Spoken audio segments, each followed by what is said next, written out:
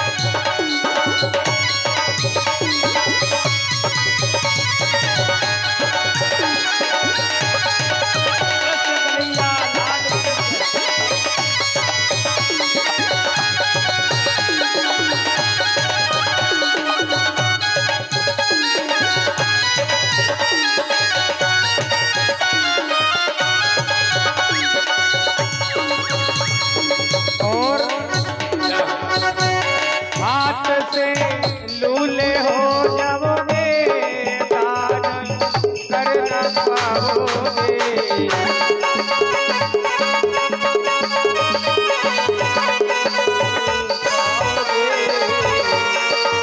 हाथ से लूले हो जाओगे, दान तुम कर न पाओगे। भजन करो मस्त जवानी में, बुढ़ापा किसने देखा है। जवानी में बुढ़ापा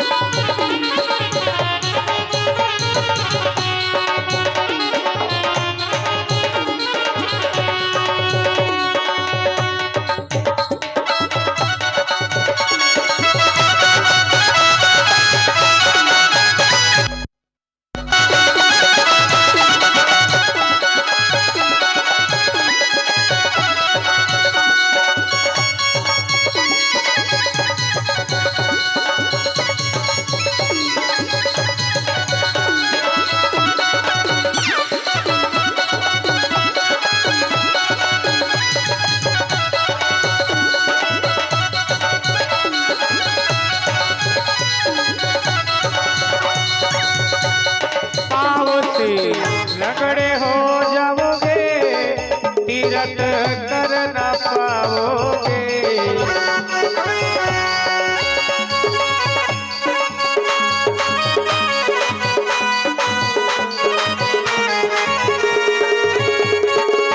लंगड़े हो जाओगे, अरे तीरथ कर न पाओगे। भजन करो, ओ भजन करो, भजन कर मस्त जवानी में बुढ़ापा किसने देगा। भजन करो।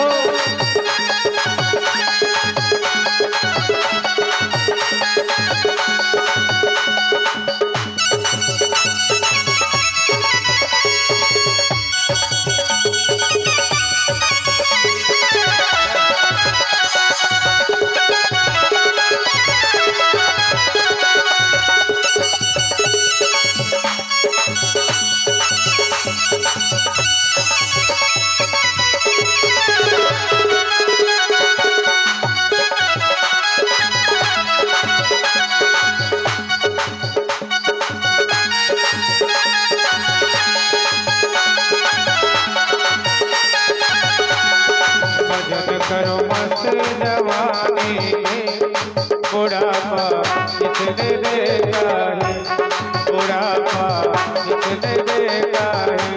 बुढ़ापा किसने देगा है। गोविंद भगवान की। तो आज सुखदेव मुनि राजा परीक्षित को अजामिल कथा सुना रहे हैं कि अजामिल ब्राह्मण ने केवल भगवान का नाम लिया और महापापी होने के पश्चात भी अपने आप को उद्धार कर लिया। ऐसा भगवान की नाम की महिमा है। वैसे नाम की महिमा चारों युग में है, लेकिन कलयुग में बहुत अधिक है। भगवान का नाम लेते रहे, हमारा उद्धार होगा। सुखदेव मुनि कहते राजा परीक्षित भगवान षष्ठम स्कंद में अजामिल कथा का श्रवण कराया।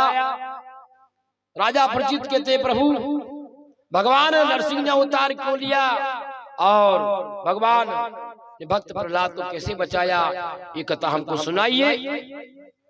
सुखदेव मुनि कहते राजा परीक्षित सप्तम स्कंद में भगवान नरसिंह के अवतार कथा श्रवण कराते हैं। सुखदेव जी कहते राजा परीक्षित जय और विजय के श्राप के कारण, सनत कुमार ऋषियों के श्राप के कारण जय विजय को 3 जन्म का श्राप हुआ। हिरणाक्ष और हिरणाकश्यप, रावण, कुंभकर्ण, शिशुपाल, दंत। हिरणाक्ष को भगवान 12 ने कल की कथा में मार दिया था और हिरणाक्ष का दूसरा भाई हिरणाकश्यप। सुखदेव जी महाराज कहते हैं हिरणाकश्यप को जब मालूम पड़ा कि भगवान नारायण ने, विष्णु ने मेरे भाई का वध किया है, उनका बदला लेने के लिए हिरणाकश्यप ने हिमालय में जाकर कई दिनों तक तपस्या करी। ऐसी तपस्या करी कि ब्रह्मदेव प्रकट हो गए। बोलो ब्रह्मदेव भगवान की जय। ब्रह्मदेव प्रकट हो गए और लेकिन कई संत ऐसे कहते हैं कि हिरणाकश्यप जब तपस्या करने गया तो एक मिट्टू ने आवाज लगाई नारायण नारायण नारायण, तो वापस आ जाता है।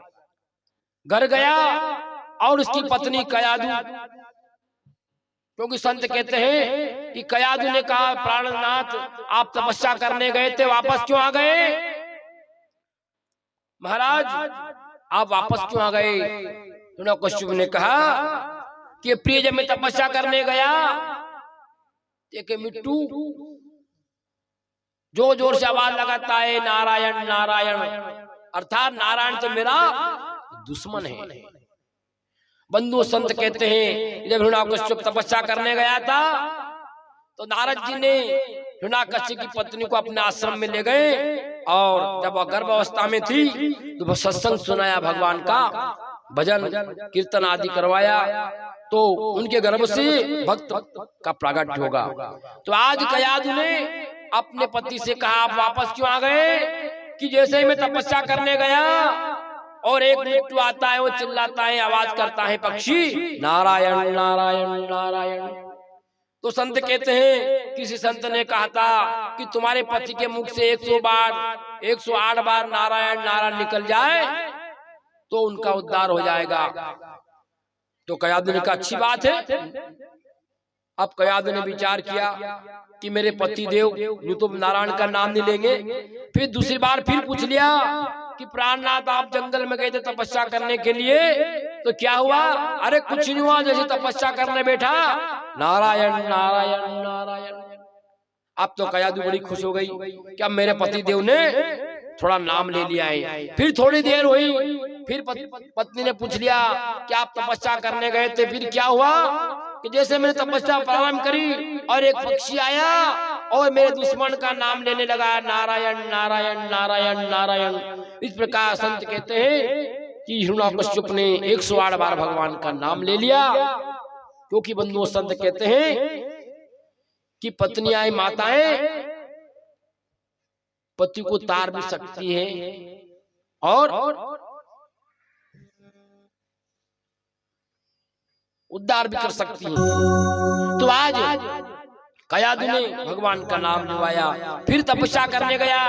ब्रह्मदेव प्रकट हो गए और ब्रह्मदेव ने कहा क्या चाहिए? हिरण्यकश्यप ने कहा महाराज ऐसा वरदान दो कि मुझे कोई नहीं मारे। ब्रह्मा जी ने कहा भैया ऐसी कोई व्यवस्था हमारे पास नहीं कि मैं अजर अमर हो जाऊं, कोई मुझे नहीं मार सकता पूरी दुनिया में। ब्रह्मा जी ने कहा ऐसी व्यवस्था नहीं है भैया हमारे पास। संसार में जो आता है वो जरूर मरता है, अजर अमर तो कौन है? केवल एक है, कौन? हनुमान जी महाराज। बोल अंजनी लाल की। क्योंकि हनुमान जी महाराज को माता सीता ने आशीर्वाद दिया है, कौन सा? कि अजर है हमारा गुणानिधि सुत हो, करहु बहुत रघुनायक जो।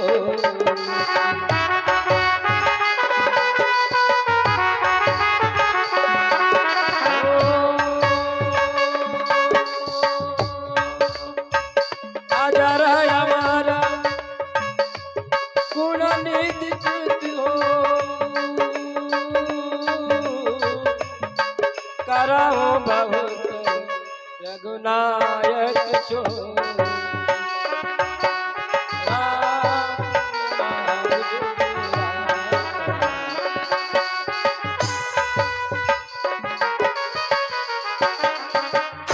हनुमान जी को आशीर्वाद मिला अजर अमर।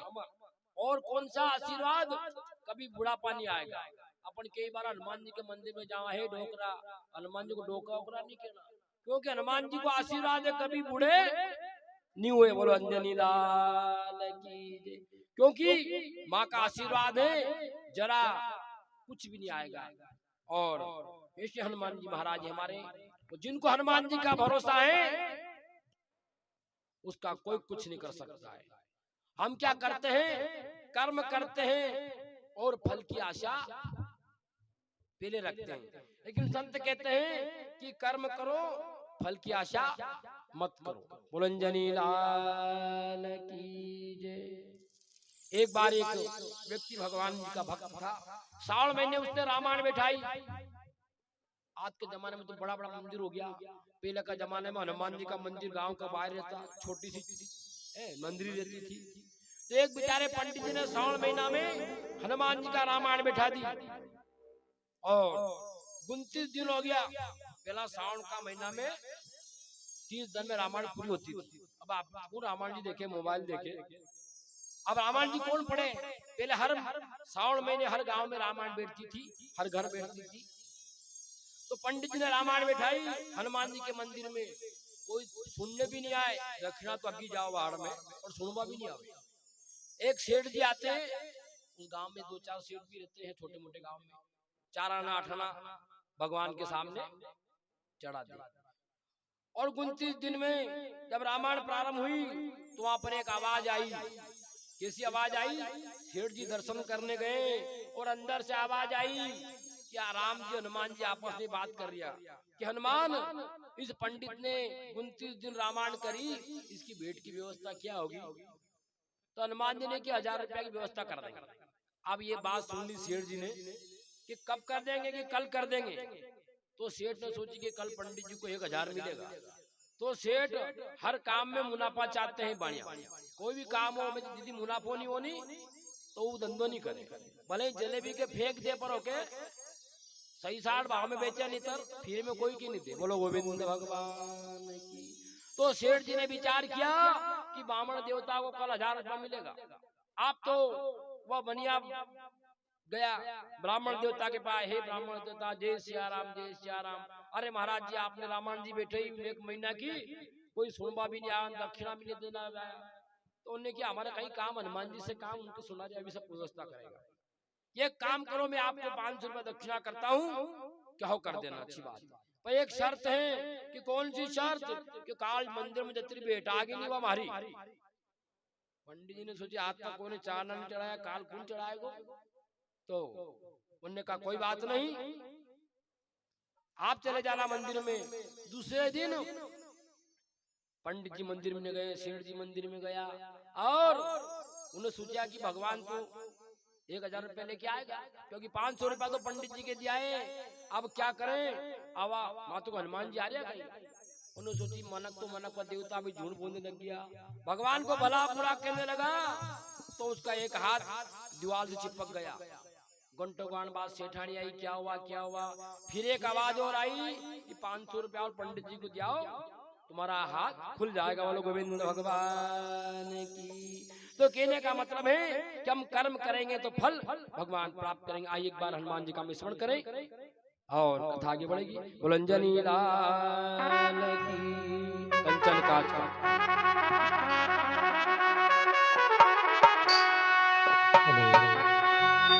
ओ कंचन काज का बण्या रे हनुमान। जय हो।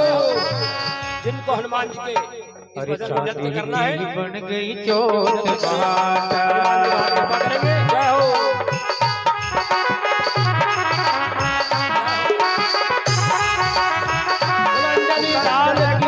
का बण्या रे हनुमान, चांदी की बन गई चोट माता।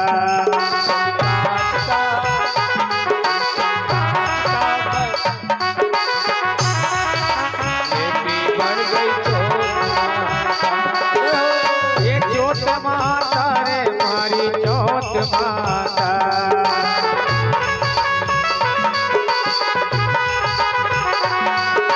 वो चोट माता पर गारी चोट माता।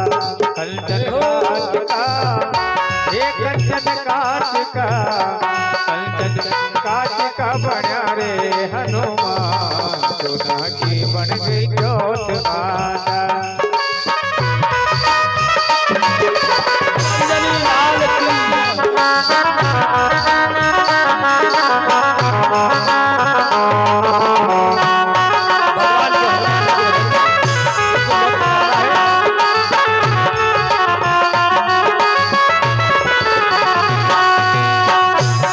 जी दो केरे मारा काम खेड़ा हनुमान ने।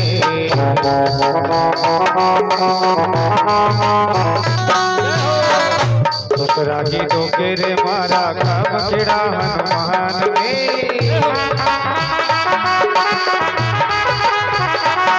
मारी सासू जी, मारी सासू जी, मारी सासू जी तो केरी कड़वा चोट, सोना किर बन गई चोट माता।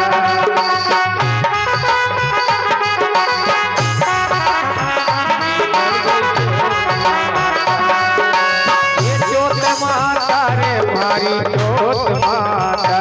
अरे रे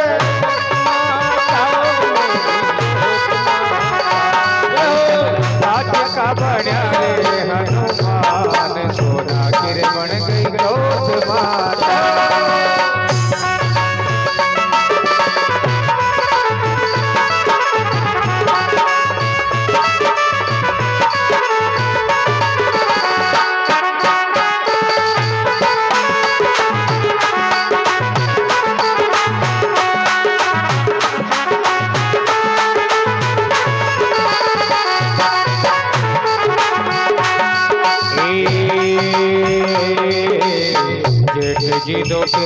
मारा वीर हनुमान ने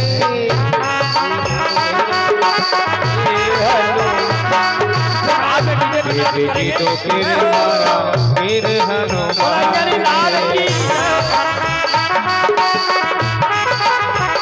तुम्हारी जेठानी हमारी जेठानी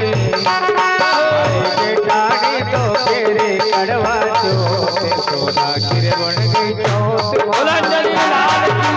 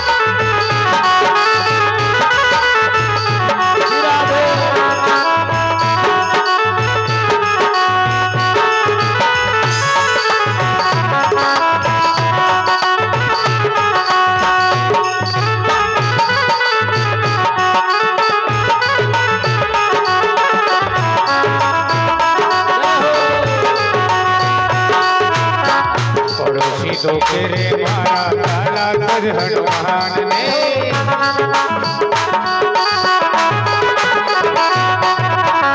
पड़ोसी तो तेरे मारा काला कर हनुमान ने हरि पड़ोसन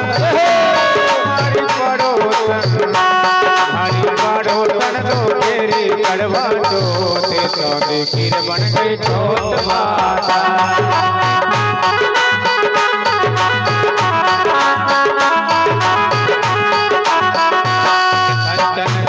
का बना रे हनुमान सोना की बन गई चोट माता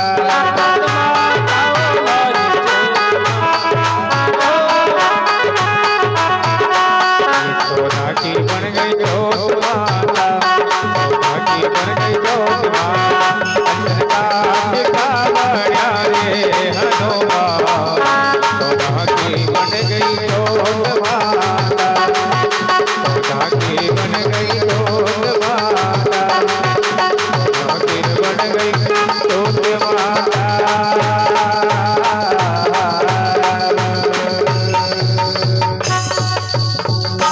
खेड़ापति सरकार की। आज ब्रह्मदेव ने कहा कि भैया हमारे यहाँ अजर अमर का कोई ऐसी व्यवस्था नहीं है। अजर अमर तो केवल हनुमान